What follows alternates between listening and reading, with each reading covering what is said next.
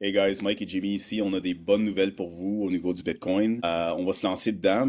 Jimmy, tu vas commencer avec Ouais, la première le- nouvelle, la nouvelle avec Spar. Vas-y. fait que en voyant le succès qu'ils ont, ça veut dire que l'adoption du Bitcoin, elle se fait ressentir mondialement. C'est sûr qu'on la connaît pas parce que c'est pas dans notre pays, mais c'est bon signe de l'adoption mondiale.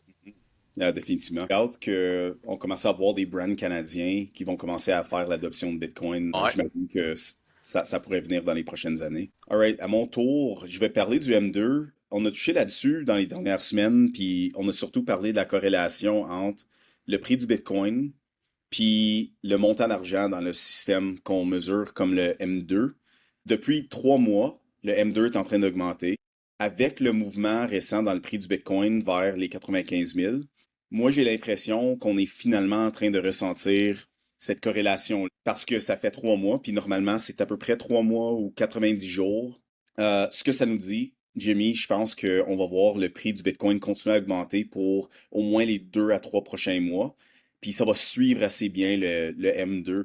Ce qui est le fun, c'est que déjà, si on est à 95, puis par le passé, on avait frappé le sommet à 109, je pense qu'on va de loin dépasser ça dans les prochains mois. Qu'est-ce que ouais, t'en penses? ouais, c'est ça, le Bitcoin suit tout le temps la liquidité. Plus que l'imprimante se fait aller, le Bitcoin, il suit ça. La corrélation, comme tu dis, est impressionnante.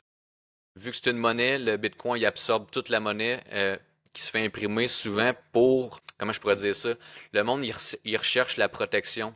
La nouvelle monnaie qui arrive dans le marché, ils veulent sauver, comme on pourrait dire, économiser ou protéger leur argent. Puis le Bitcoin, c'est un une grosse commodité.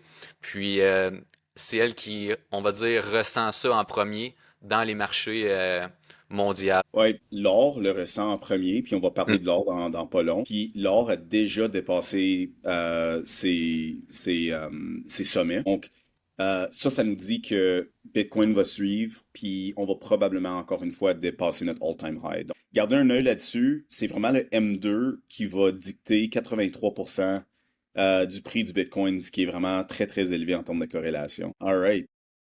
Yes.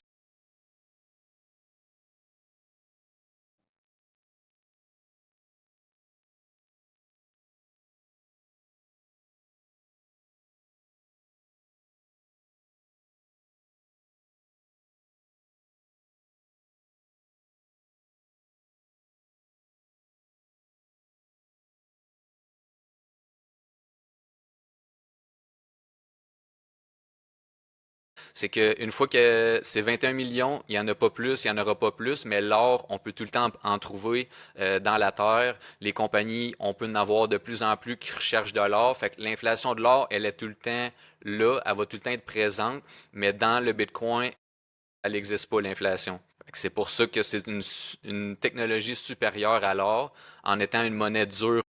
Puis c'est très contre-intuitif. J'ai donné une présentation il y a une couple de jours, puis l'audience ne me croyait pas, ou du moins euh, croyait pas la façon que je l'ai dit, mais j'ai dit que l'or, sa valeur va couper en deux euh, relatif à l'argent, au M2, à tous les 30 ans environ.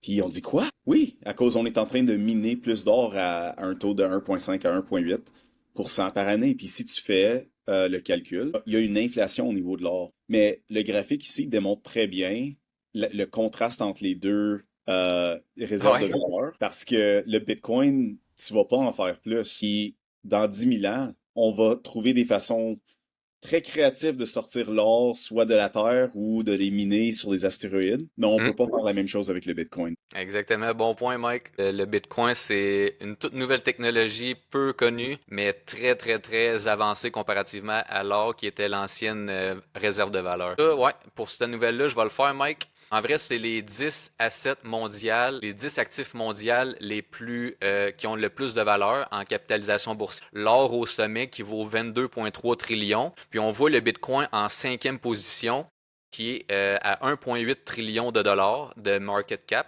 Puis on voit toutes les autres grosses compagnies comme Apple, Microsoft, Nvidia Google, puis Amazon. C'est toutes les plus grosses compagnies au monde qui ont le plus de valeur. Puis le Bitcoin, après 16 ans, c'est le plus rapide à se rendre dans ce top 10-là.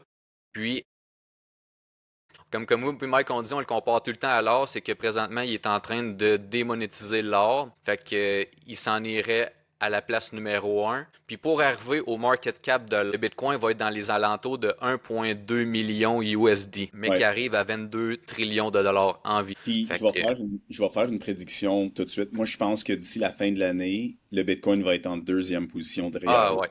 Ouais. Deuxième position, le Bitcoin, il a juste besoin d'être à 200 000 US. Puis à 200 000 US, le Bitcoin, il est deuxième, juste en dessous de l'or. Après ça, ça va être l'or, la prochaine target. On est pas mal confiant là-dedans. Ouais, ouais, ouais. Je vais prendre le prochain parce que souvent, je vais couvrir le côté des entreprises qui achètent du Bitcoin. Il y a un nouveau kid on the block, puis ça s'appelle 21 Capital. Puis ce qui est vraiment intéressant, c'est que ça c'est une compagnie où que sa mission première, c'est d'accumuler du Bitcoin. Ça va être créé pour exactement faire ça. Puis les partenaires sont énormes. Tether crée le stablecoin USDT. SoftBank qui investit dans des startups. Jack Mallers qui va être le CEO. Lui, il est très bien connu parce que c'est le PDG de Strike, qui est une application de paiement de Bitcoin. Donc, lui, il va être le nouveau CEO de cette entreprise-là. Cantor Fitzgerald, c'est une autre compagnie sur Wall Street. C'est quoi leur objectif? Ben, premièrement, ils vont capitaliser cette entreprise-là dès jour 1 avec 42 000 Bitcoin. 42 000 sur 21 millions. C'est énorme. Ensuite, ils vont procéder à exécuter une stratégie d'accumulation un peu comme MicroStrategy. T'sais, si on se demande pourquoi est-ce qu'une compagnie veut faire ça, ben c'est à cause ça va devenir une institution financière incroyablement puissante et avec une très grande valeur. Encore une fois, c'est juste le début. Là, on a vraiment on a peut-être comme trois ou quatre gros joueurs là, qui sont en train d'accumuler. Ça va juste augmenter avec le temps. On va commencer à voir des plays comme ça à tous les mois. Puis ça démontre que c'est en train d'accélérer et non décélérer. Ouais, c'est des compagnies justement qui accumulent des bitcoins pour devenir les nouvelles banques de la nouvelle économie. Ce qu'on voit, Mike, souvent ces compagnies-là qui accumulent à la bourse, c'est qu'ils accumulent des bitcoins pour éventuellement faire des prêts puis devenir des banques mondiales avec le Bitcoin. Fait que là, il y a comme une course, comme Mike il disait, il y a beaucoup de compagnies qui font la course au Bitcoin. Ils essaient d'accumuler le plus possible avec la fiat money, l'argent en papier, pour devenir les futures banques de la nouvelle économie. Ouais, Puis ça fait juste accélérer. très bien dit. C'est comme la course à l'or, mais pour le Bitcoin. On le voit venir, là, ça arrive à très haut niveau. Et c'est des gens très sérieux. Faut garder un œil là-dessus. Moi, mon souhait, c'est que monsieur, madame, tout le monde soit pas pris avec que des satoshi à la fin, des petits fragments de Bitcoin. Donc, c'est pour ça qu'on essaie de faire notre possible d'éduquer, partager l'information, etc. Puis j'aimerais ça ajouter, Mike, c'est quand des grosses compagnies comme ça achètent autant de bitcoins, il n'y a pas juste eux autres, les gouvernements veulent acheter les bitcoins. Dites-vous, là, très intelligents, faites leurs recherches, ils ont étudié le bitcoin, ils lancent pas des milliards de dollars dans le bitcoin aveuglément sans savoir c'est quoi. Ils ont fait le travail, ils ont étudié c'est quoi, ils se sont formés, puis quand ils ont compris c'est quoi, comme moi puis Mike, all in. Ils se Jimmy, disent, on peut pas passer à côté de ça, c'est trop beau pour être vrai. Jimmy fait tellement un bon point. Je ris un peu quand les gens sont comme ah, le Bitcoin est vraiment risqué, qui va mettre leur argent dedans? Puis c'est comme d'où. Il y a des multinationales qui, c'est leur job. Ouais. La première, c'est d'allouer leur capital là où ils pensent qu'ils vont avoir le meilleur retour pour le risque.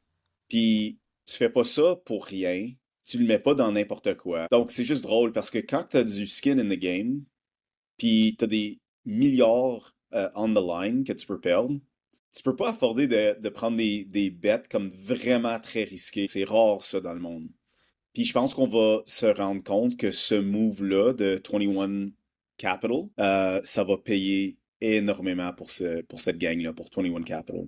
Nous autres, ben, c'est ça qu'on projette, c'est que ces compagnies-là, ils vont devenir les banques, puis le monde, ils vont juste être capables d'emprunter avec de l'argent, puis le Bitcoin va être en collatéral. Ces banques-là, ils vont être déjà le marché en avance, puis c'est la course au Bitcoin. La prochaine nouvelle, Petite nouvelle, Panama City qui accepte le Bitcoin Payment a été live cette semaine. On voit encore l'adoption mondiale, mais là dans le sud, dans l'Amérique du... Tantôt on parlait de la Suisse, on voit que c'est genre mondial. L'adoption, elle se fait. Ça va être de plus en plus fréquent de voir des pays qui adoptent, des compagnies qui adoptent le Bitcoin. Des grosses compagnies, comme là, l'autre fois, on parlait de Mastercard, on parlait déjà des compagnies qui font le paiement. Ils s'en vont là-dedans parce qu'ils voient que c'est la prochaine vague. Puis les pays se positionnent, les banques centrales se positionnent, les grosses compagnies se positionnent. C'est pour ça moi puis Mike, on partage les nouvelles parce qu'on veut pas que vous passiez à côté de cette belle opportunité qu'on peut justement, comment je pourrais dire ça,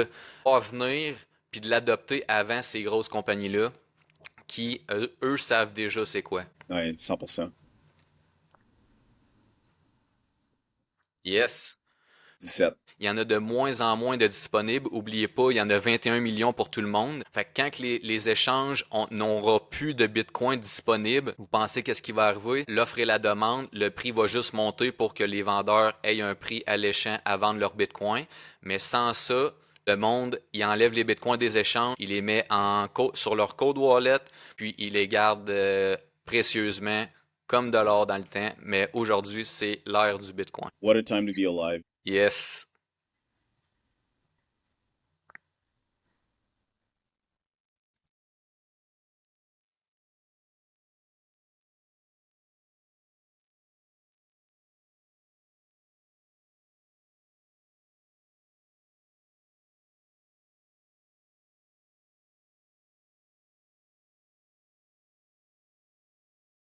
Ouais. C'est de la crypto, mais du Bitcoin vraiment. Merci à tous pour l'attention. Je vais juste bon, arrêter ça. Merci Jimmy. Hey, merci Puis Mike. on se Bonne voit journée la à semaine. tous. Yes, ciao guys.